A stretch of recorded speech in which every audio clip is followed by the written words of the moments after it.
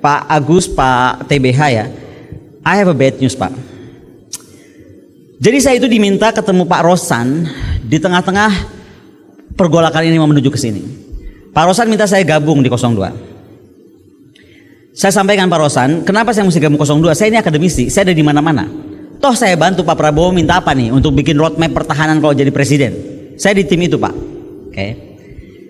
Lalu dia bilang nggak bisa, harusnya Mbak Kolin lebih clear, pakai baju biru muda masuk. Saya bilang, sebentar, sebelum saya bilang apa dulu, saya mau tanya, emang Pak Prabowo ini bakal jadi presiden berapa lama? Ini nyampaikan Pak Rosan loh, duta besar kita mantan di Amerika. Jadi rencananya 2 tahun. 3 tahun berikutnya diikuti oleh Gibran. Saya langsung bangun, sebentar Pak Rosan. Jadi akan 2 tahun, lalu langsung diganti oleh Gibran. Pertanyaan gua bodoh aja nih, lu yakin Prabowo dibiarkan hidup oleh Jokowi 2 tahun? Kalau saya jadi Gibran atau jadi Pak Jokowi, saya matiin besok. Loh, betul gak sih?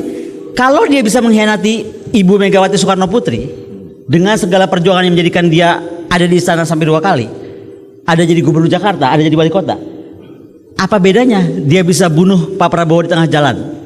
Makanya statement saya kan jadi kuat bahwa Pak Prabowo itu digunakan, bahwa Gibran itu memberatkan. Itu kan bahasa-bahasa saya, dan saya of course saya bilang sama Pak Rosan, saya nggak mungkin ada di sana.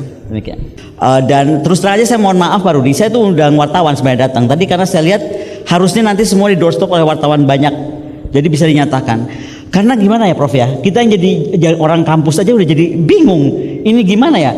Karena bukan saja kita tuh dianggap partisan, tapi buzzer-buzzer bermain. Hoax dibuat hanya untuk menjatuhkan kredibilitas orang gitu. Ada yang tidak masuk akal. Ini barusan sambil ngomong kenapa saya WA, mohon maaf bukan nggak sopan. Padahal ke WA saya langsung. Karena sedang khawatir. Pak Ken sudah tahu hari ini ada berita besar Pak. Buktinya saya belum tahu betul atau tidak, tapi ini berita dari Uni Eropa bahwa pembelian Emirates walaupun batal, tetapi pembayaran 7% komisi sudah diterima cash. Itu sudah rame di Uni Eropa Pak. Yang ngangkat berita udah bukan berita ini, international news. Siap. Jadi barusan Pak Dasko bilang, kakak tolong itu kan belum confirm. Loh, gue nggak bisa stop, itu di dunia internasional. Ini bukan pamannya Gibran yang ngeluarin berita. Kalau paman Gibran bisa di stop. Nah, jadi memang sudah kacau dunia ini. Nah, tapi saya bilang, saya terus percaya, saya tuh muridnya Pak Ken dan saya selalu diajari Pak Ken untuk tegak lurus dan jalan pada jalan yang benar. Karena ketika kita dihujat, kita diintimidasi, kalau kita tetap yakin, pasti akan Tuhan menunjukkan jalan dengan caranya. Pasti nggak ada yang tahu seorang Konira Kurni Bakri bisa diintimidasi kan Pak Ken? Oh saya mesti cerita, ini mohon maaf, bukan curhat.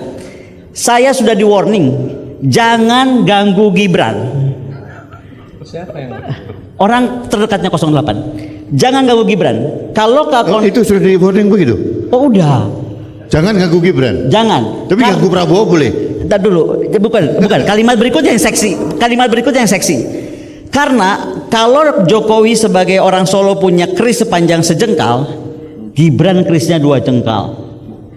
Saya sampai kaget loh, 3 kali diulang. Wah, saya bilang ini pasti ada sesuatu gitu. Makanya menurut saya ya saya sih cuma siapkan mental aja. Berarti kan ancaman itu mengikuti apa yang saya ucapkan.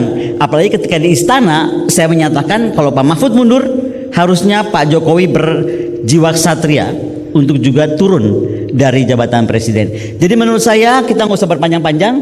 3 hari sebelum Pilpres ini mungkin kalau nggak mau dicuti ya memang harus dimakzulkan, mau diapain lagi? Saya ingin menyampaikan pada teman-teman yang di luar ruangan ini yang masih punya rasa takut.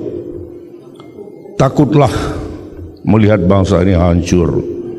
Ya, ketimbang takut dengan sekelompok orang yang melakukan berbagai teror, ancaman, ya, intimidasi.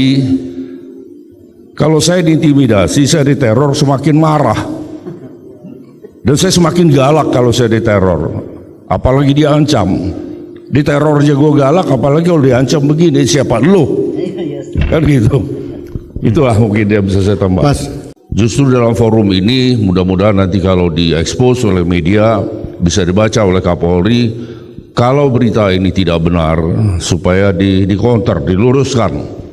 Tapi kalau berita ini benar, mbok ya malu gitu loh.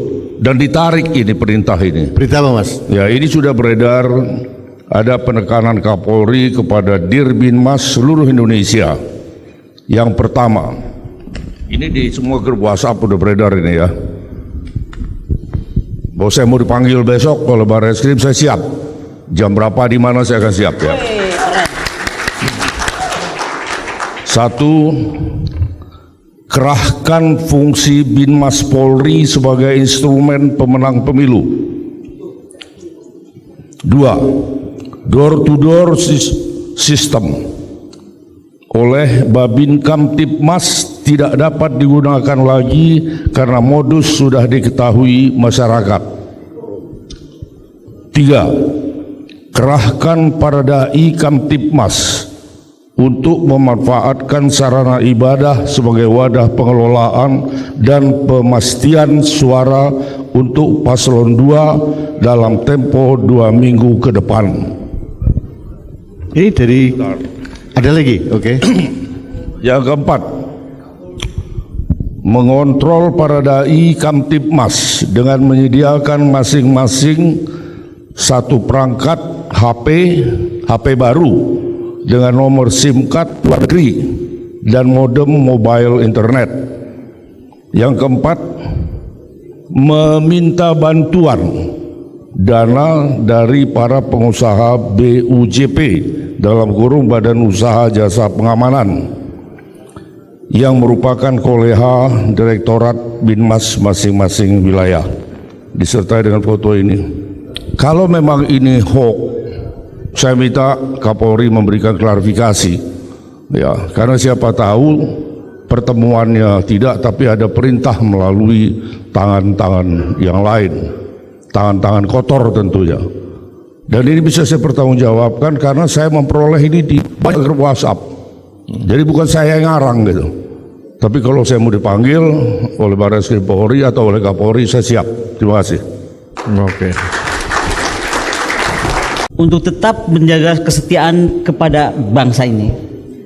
Tadi ketika Pak Yos membacakan poin Kapolri entah benar entah salah itu, saya teringat beberapa hari yang lalu ini saya selalu dihubungi bintang 1, bintang 2 polisi. Saya tuh jarang ngajar di polisi Pak, karena saya ngajarnya di Sesko kan. Tapi di Sesko tuh selalu ada polisi, di Sesko AL, AD, AO. Mantan murid saya ini sekarang udah pada bintang-bintang minta ketemu. Kalimatnya sederhana Pak Ken.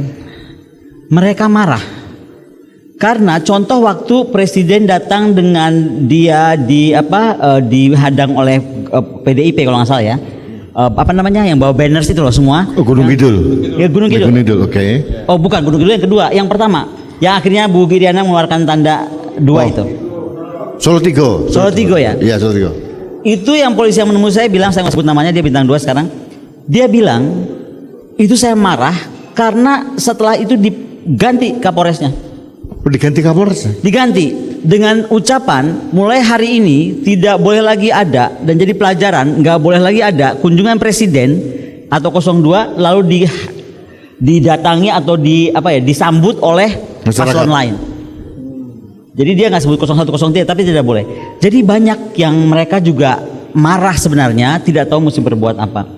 Itu kenapa saya ada di sini tuh dengan segala hormat saya minta betul.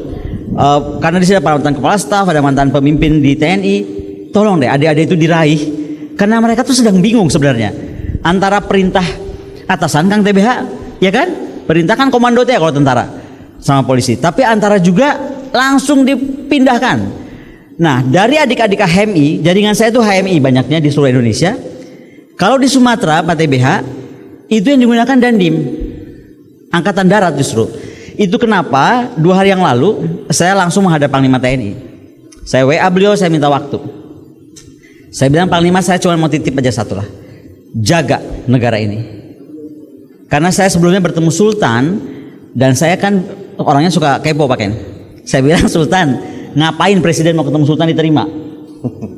Ternyata Sultan bilang saya harus terima karena presiden komplain tentang satu hal, kenapa UGM bersuara. Yang kedua, Sultan jawab dong, ya itu mahasiswa akademisi dan itu hak mereka untuk berbicara tentang kebenaran.